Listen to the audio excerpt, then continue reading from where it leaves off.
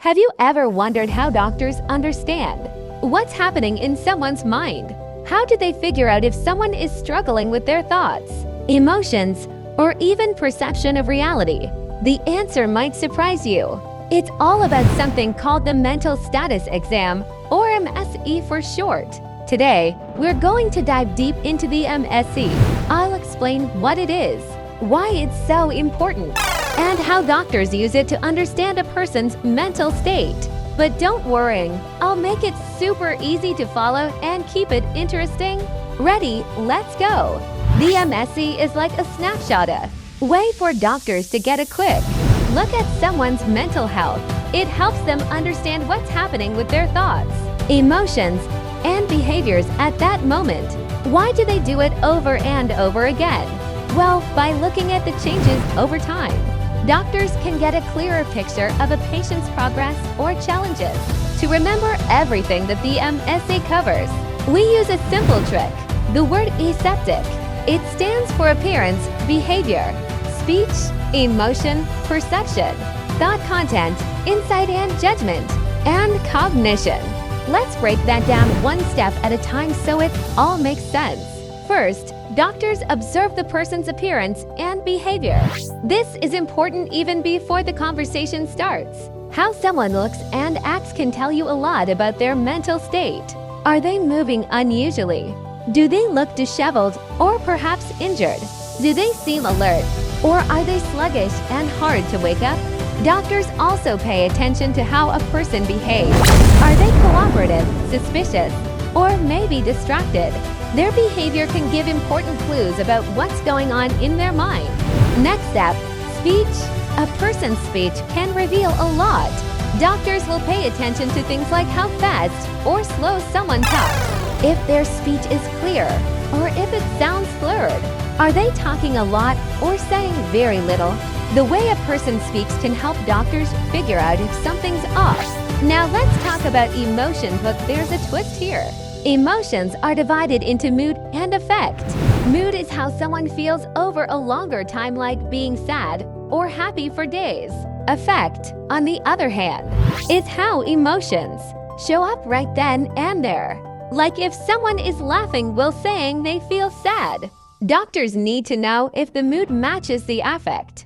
Are the person's emotions appropriate for the situation? This is a huge part of understanding their mental state. Let's talk about perception.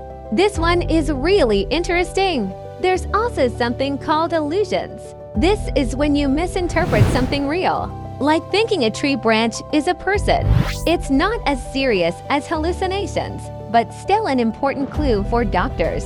Doctors will ask a lot of questions, here to figure out what's real and what might be part of a mental health issue. Next up, thought content. This is where doctors try to understand what's going on in the person's mind. Are they having delusions, fixed beliefs that aren't true, like thinking they're being followed by the FBI? Or maybe they have ideas of reference, where they believe everything around them is about them, like a news story is secretly sending them messages. Doctors also need to check if there's anything dangerous in a person's thoughts, like thoughts of hurting themselves or others. Let's move on to thought process. This is all about how a person's thoughts flow. Are they speaking in a way that makes sense? Or are their thoughts jumping from one thing to another? Is there loose association, where the ideas don't connect? Or are they incoherent, where nothing makes sense at all? Doctors will look at how well the person is organizing their thoughts to understand if something might be affecting their thinking. Next, let's check out cognition, which is just a fancy way of saying how well someone's mind is working. Do they know where they are? Do they remember the time and date? If there are any concerns about a person's memory or confusion, doctors might do tests like the MMSE or MACA to check for things like dementia. Now let's talk about insight. This is the person's understanding of their own mental health. Do they realize that something's wrong? Can they accept help? Or are they in complete denial about their situation? Good insight means the person can understand and accept their condition, while poor insight could mean they don't even realize they need help. Finally, there's judgment. How well can the person make decisions? Are they putting themselves or others at risk? Judgment is important because it shows if someone can safely make decisions on their own or if they might need help. So now you can see just how much goes into understanding someone's mental state. With the MSE, each of these areas gives doctors important information to guide their care. The more we understand the mental status exam, the better we can help those who need it most. If you learned something new today, don't forget to like, share, and subscribe. And if you have any questions or thoughts about the MSE, drop them in the comments below. Thanks for watching.